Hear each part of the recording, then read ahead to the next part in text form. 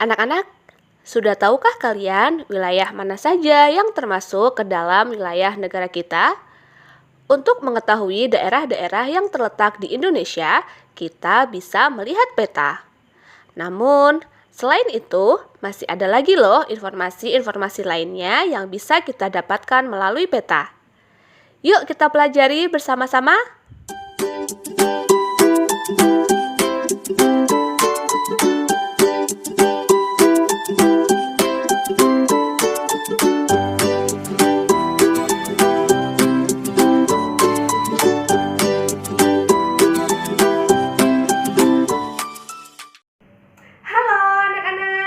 Assalamualaikum warahmatullahi wabarakatuh.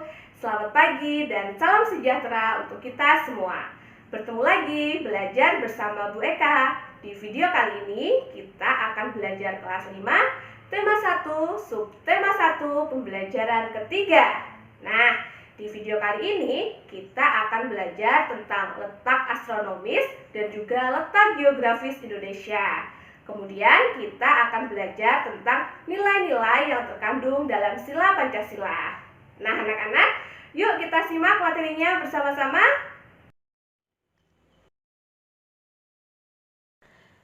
Peta adalah gambaran permukaan bumi pada bidang datar yang dibuat dengan skala. Dari peta Indonesia, kita bisa melihat letak-letak tempat dan kondisi kenampakan alamnya. Seperti apa sih peta yang akan kita pelajari hari ini? Yuk kita lihat.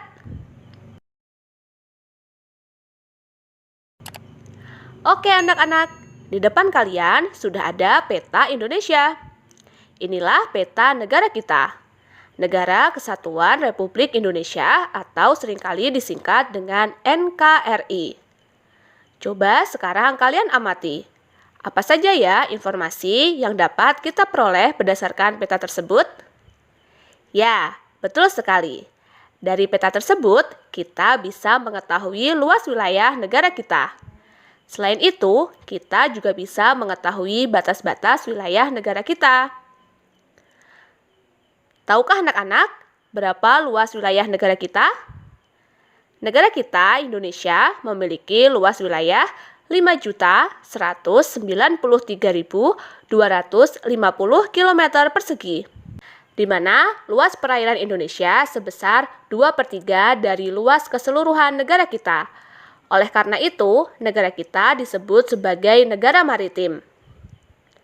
Selain itu, negara kita juga terdiri dari deretan pulau-pulau yang berjajar mulai dari Sabang sampai Merauke, termasuk di dalamnya pulau-pulau besar dan pulau kecil. Anak-anak, sudah tahu belum berapa jumlah pulau di Indonesia? Iya, jumlah pulau di Indonesia mencapai 17.491 pulau. Wow, banyak sekali ya pulau-pulau yang ada di Indonesia. Oleh karena itu, Indonesia dinobatkan sebagai negara kepulauan nomor 1 di dunia. Sekarang kita pelajari batas-batas negara kita ya. Dimulai dari batas utara. Di sebelah utara negara kita berbatasan dengan negara Malaysia, negara Singapura, negara Filipina, Laut Cina Selatan, dan Samudra Pasifik. Sedangkan di sebelah timur, negara kita berbatasan dengan negara Papua Nugini. Di sebelah selatan, negara kita berbatasan dengan negara Timor Leste, benua Australia, dan Samudra Hindia. Untuk di sebelah barat, negara kita berbatasan dengan Samudra Hindia. Nah anak-anak, sekarang kita akan mengamati letak geografis Indonesia.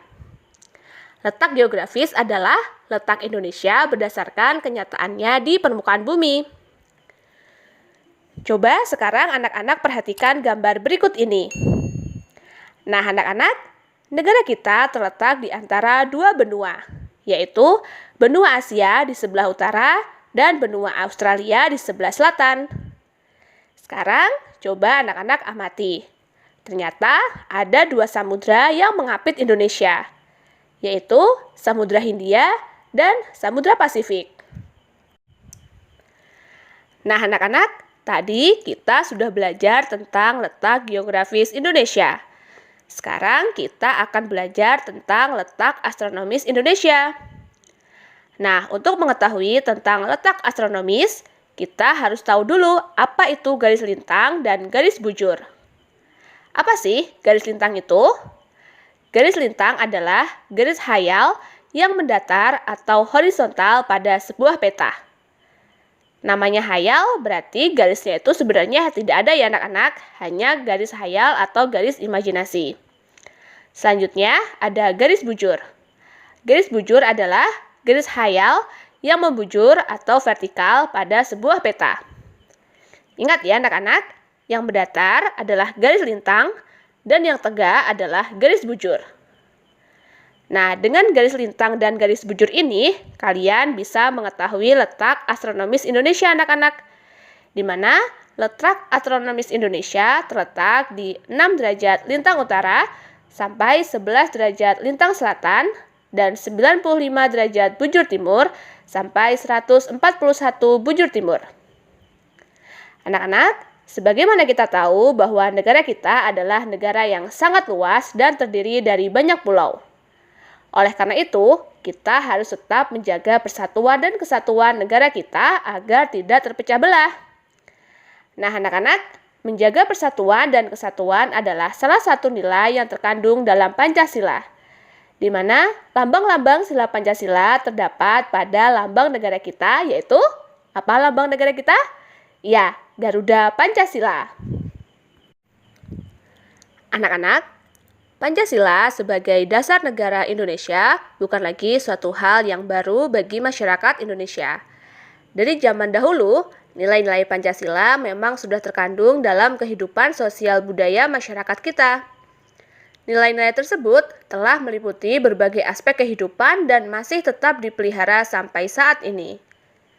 Nilai-nilai Pancasila perlu sekali kita kembangkan dalam kehidupan sosial budaya. Hal ini dimaksudkan agar tercipta suasana yang tenang, sejahtera, damai, dan aman. Tanpa nilai tersebut, kita tidak akan dapat mencapai semua itu. Sekarang kita coba cari tahu yuk, apa saja sih perilaku atau sikap yang mencerminkan nilai-nilai sesuai dengan sila-sila pada Pancasila? Kita mulai dari sila yang pertama. Nilai sila yang pertama yaitu nilai ketuhanan yang Maha Esa. Berdasarkan sila ketuhanan yang Maha Esa, maka tingkah laku warga negara harus bertitik tolak pada semangat untuk melakukan hal yang benar, adil, dan baik sebagai intisari nilai ketuhanan. Contoh dari pengamalan sila ini dalam kehidupan sehari-hari yang pertama yaitu beribadah sesuai dengan agama dan kepercayaan masing-masing dengan sepenuh hati. Yang kedua, membina kerukunan antar umat beragama. Tidak saling mengejek dan menghina satu sama lain. Saling menghormati dan bekerja sama antara pemeluk agama dan penganut kepercayaan yang berbeda-beda. Serta tidak mengganggu teman ketika sedang beribadah. Yang ketiga, tidak memaksa orang lain dalam menganut agama atau kepercayaan. Setiap orang pasti menganggap agama atau kepercayaannya yang paling benar. Maka dari itu, kita tidak boleh memaksakan orang lain untuk menganut agama kita. Yang keempat, tidak mendiskriminasi agama atau kepercayaan tertentu. Menghina agama atau kepercayaan orang lain akan menyebabkan perpecahan. Sekarang kita ke pengamalan nilai sila yang kedua, yaitu sila kemanusiaan yang adil dan beradab.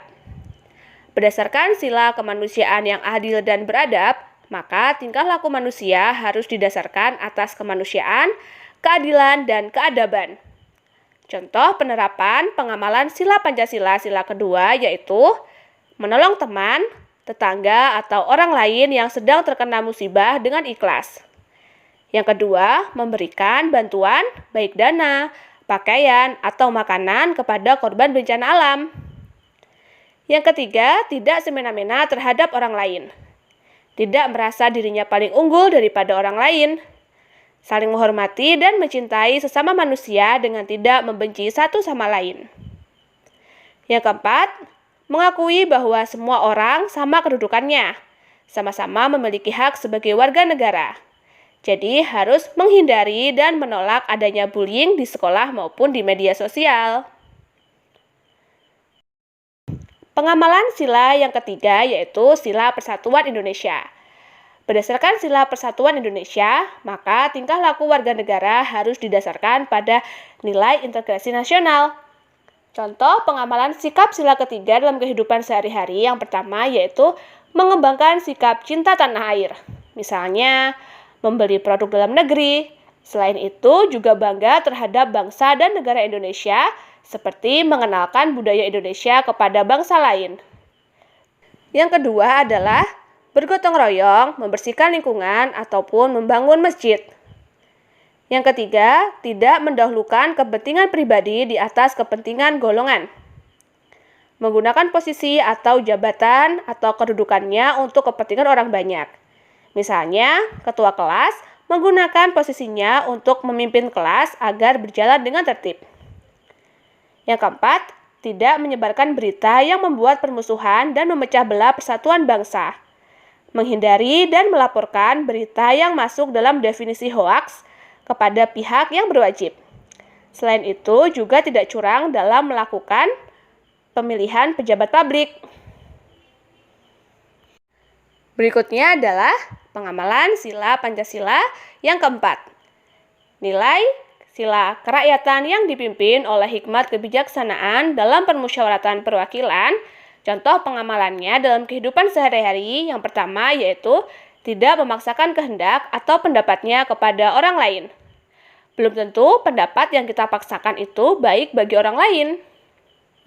Kemudian yang kedua, mengutamakan musyawarah untuk menyelesaikan permasalahan. Nah, tujuannya adalah untuk mencari sumber masalah, keluhan, dan penyelesaian yang disepakati bersama.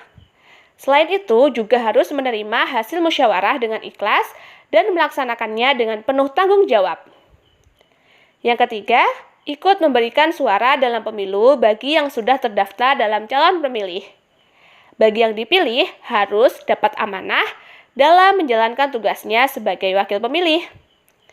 Yang keempat, berani memberikan kritik dan saran kepada pimpinan jika ada kesalahan. Bukan hanya secara langsung seperti demo, namun juga menggunakan media cetak maupun media sosial yang dimiliki pemerintah secara resmi. Pengamalan sila yang kelima yaitu tingkah laku manusia harus didasarkan pada keadilan dalam menjaga hubungan bermasyarakat. Pengamalan sila kelima ini dalam kehidupan sehari-hari contohnya tidak menuntut hak tanpa melaksanakan kewajibannya. Di dalam proses pembelajaran, seorang anak tidak boleh hanya menuntut haknya, yaitu mendapatkan ilmu yang diberikan serta mendapatkan nilai tanpa melaksanakan kewajiban untuk menghormati guru. Yang kedua, berlaku adil terhadap teman. Misalnya, tidak memilih-milih teman berdasarkan kekayaan atau gaya hidupnya. Yang ketiga, memberikan pertolongan kepada semua orang tanpa pilih kasih. Yang keempat, tidak menutupi kesalahan yang dilakukan temannya. Tujuannya adalah agar dia belajar untuk memperbaiki kesalahannya. Selain itu, juga harus bertanggung jawab atas kesalahan yang dilakukan dan tidak melemparkannya kepada orang lain. Yang kelima adalah mau menghargai hasil karya yang dibuat oleh orang lain. Nah, anak-anak, untuk tugas pembelajaran 3, silakan anak-anak buka buku paketnya halaman 24 dan halaman 25. Nah, tugas di halaman 24 yaitu ini, kalian tinggal mencentang, tetapi tidak dicentang di buku paket ya, melainkan dicentang di buku tulisnya masing-masing. Kemudian, yang berikutnya adalah ini, halaman 24 sampai 25. Tuliskan sikap-sikap dalam kehidupan sehari-hari yang sesuai dengan nilai-nilai yang terkandung dalam sila-sila Pancasila. Nah, anak-anak, kalian menuliskan masing-masing 2 contoh sikap ya. Ini misalnya sila pertama, lambangnya bintang. Nah, berarti kalian menuliskan 2 contoh sikap yang sesuai dengan sila pertama. Begitupun dengan sila kedua sampai kelima. Kalian menuliskan masing-masing 2 sikap penerapan sesuai dengan silanya dalam kehidupan sehari-hari. Itu adalah tugas yang pertama.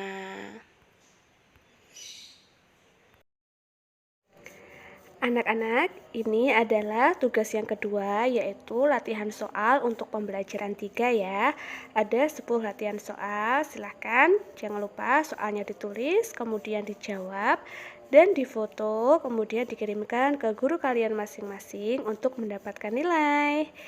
Nah, anak-anak, kemudian untuk link soal online, silahkan langsung ke kolom deskripsi ya, seperti pembelajaran 1 dan 2 kemarin. Anak bisa melihat di kolom deskripsi ya, silahkan ditekan tombol ini, kemudian kalian akan langsung bertemu dengan link kuis soal online. Nah, dengan mengerjakan soal ini anak-anak nilainya nanti akan langsung keluar, silahkan langsung diklik. Nah, ini dia.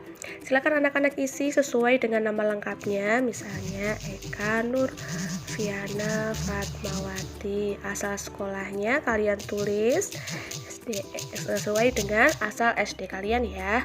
Nomor absennya misalnya 17. Kemudian klik berikutnya.